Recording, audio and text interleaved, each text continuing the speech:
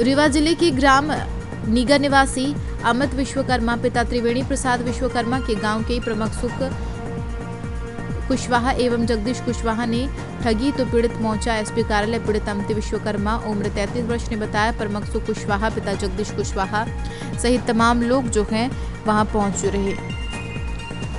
क्या नाम है आपका? अमित कुमार विश्वकर्मा। आज आप गोविंदगढ़ थाने हैं, क्या मामला है?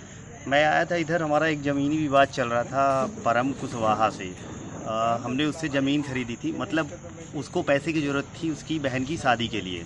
तो हम लोगों ने उसको पैसे दिए थे करीब 1 साल पहले, और वो पैसे ब्याज में दिया था उसको। तो बाद में वो 3 महीने का हमारा एग्रीमेंट हुआ था रिटर्न करने के लिए 3,70,000। तो बाद में सक्षम नहीं था रिटर्न करने में। उसने बोला कि हम अपनी ज़मीन बेच रहे हैं तो एक काम करो, आप लोग ज़मीन ले लो। तो हमने बोला कि ठीक है। तो हम लोगों ने ज़मीन सेटल किया 8 लाख रुपए एकड़ के हिसाब से। तो टोटल 12 लाख हुआ उसका ज़मीन का। तो वो ज़मीन में जब हम लोगों ने सेटल किया तो हम लोगों की बात हुई, उसकी जब ऋण पुस्तिका टीकर बैंक में जब थी, वो कुछ लोन लिया था। तो बोला कि अभी हम बाद में निकालेंगे, अब मुझे बेंगलोर जाना था रिटर्न, मैं उधर काम करता हूँ। तो हम लोगों का एग्रीमेंट हो गया था 2 महीने का। तो एग्रीमेंट के समय तक हमने उसको करीब 7 लाख रुपए दे दिया था। उसने ही मुझे स्टेटमेंट बना के भेजा था, परम कुशवाहा ने ही मुझे भेजा था कि इतना पैसा अमित भाई ले लिए हो, मतलब हमको मिल चुका है, अभी बैलेंस 5 लाख है, तुम रिटर्न आ जाओ। 2 महीने का एग्रीमेंट करवाया था, हम दोनों एग्री हुए थे। उसके बाद वो जब 2 महीने बीत गया, 2 महीने के अंदर में ही हमने उसको फ़ोन लगाया तो उसने हमारा मोबाइल ब्लैक लिस्ट में कर दिया। तो चूँकि हमारा एग्रीमेंट 60 डेज़ का हुआ था, तो हमने फिर से हमने बोला कि अगर भाग रहा है और हमारा फ़ोन नंबर ब्लैक लिस्ट में कर दिया तो डेट कंप्लीट हो रही थी। तो हमने एक और एग्रीमेंट करवा के अपने घर में बात किया और मम्मी पापा से उसके घर वाले जाके सिग्नेचर एग्री हो गए कि ठीक है 6 महीने का एक और 150 दिन का एग्रीमेंट और रेडी हुआ। उसके बाद भी हमने उसको कई बार ट्राई किया कि हम रजिस्ट्री करवा दें। मुझे कई बार बुलाया कि आ जाओ रजिस्ट्री करवाते, जब इधर आएंगे तो फ़ोन स्विच ऑफ करके ब्लैक लिस्ट में चला जाएगा और वो सामने नहीं आता। आपने कितनी बार 7 लाख रुपए डाला? कितनी बार उसको? एक बार हमने पहले 3 लाख दिया, फिर उसको 70,000 दिया। वो 70,000 प्लस 3 लाख मिला के जो इंटरेस्ट में दिया था हमने उसको 5,51,000 हुआ। उसके बाद फिर हमने उसको एक बार कैश दिया उसके घर में जाके, उसके जीजा, उसकी मम्मी, उसकी पापा सब लोग थे, सिग्नेचर किया उन लोगों ने रिसीट में 1,70,000। बाद में करीब ऐसे 20 लोगों को मैंने ट्रांसफ़र किया उसके कहने पे, गांव में भी और इधर उधर ट्रांसफ़र किया कि वो सब लोगों को कर्ज लिया था कि वो बोलता है मुझे मारने आ रहे हैं और तो पैसे भेज दो। तो सब मिला के उसको हमने करीब 10 लाख के करीब पैसे उसको दिया, पूरा ब्याज मिला के सब 10 लाख के करीब पैसा हो गया। आपका कितना हुआ था?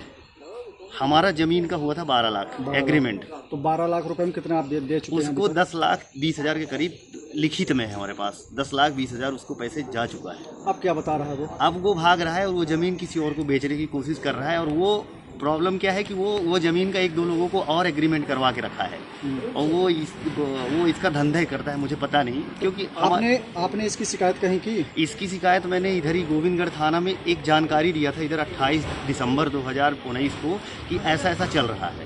तो वो बीच में मैं आया था 25 तारीख को और वो मुझे बुलाया था कि एग्रीमेंट वो रजिस्ट्री करवा देंगे। फिर जब वो नहीं करवाया तो हमने उसको बात किया तो वो बोला कि वो अभी थोड़ा देखेंगे और एग्रीमेंट का, और मतलब बहुत सारी स्टोरी बता के भागने लगा। वो ना तो घर आता है ना गांव, बाहर रहता है। तो 2-3 बार ऐसा हुआ। फिर एक 28 तारीख को हमने इधर एक एप्लीकेशन दिया, कोई पूछने नहीं आया उधर क्या है कैसा है। फिर उसके बाद हमारा उसका थोड़ा कहा सुनी हो गया। उसके बाद भी एक एप्लीकेशन हमने 4 जनवरी को भी दिया। वो 4 जनवरी के बाद भी कुछ नहीं हुआ। फिर मैं चला गया इधर से करीब 5-6 महीने। मुझे इधर से फ़ोन भी आया एक बार कि वो आया है, तब तक मैं जा चुका था, मतलब मैं रास्ते में था, बेंगलोर जा रहा था। तो मैं बोला अब रिटर्न आऊँगा क्योंकि मैं भी नौकरी करता हूँ। तो नौकरी करता हूँ तो उधर जिस दिन पहुँचना है तो मतलब प्रेजेंट रहना है। फिर उसके बाद मुझे वो इसके बीच में 2-3 बार फ़ोन भी किया, हमारी उसकी बात हुई। तो बोला है कि मैं रजिस्ट्री करवा दूंगा, ये करवा दूंगा। मुझे 3-4 बार बुला चुका है उधर से इधर, लेकिन आज तक वो सामने नहीं आया। किस गांव का मामला है? वो नीगा छिरेटा। तो आज आपको थाने बुलाया गया था कि आप खुद आए? उन्होंने मुझे लास्ट वीक में आया था तो मुझे बोला कि सोमवार को इधर आना है, स्टेटमेंट देना है, फिर सेकंड पक्ष को बुलाना है। उन लोगों ने बात भी किया था उसको, पुलिस के द्वारा आपको ऐसा कहा गया था? हाँ, ऐसा कहा गया था।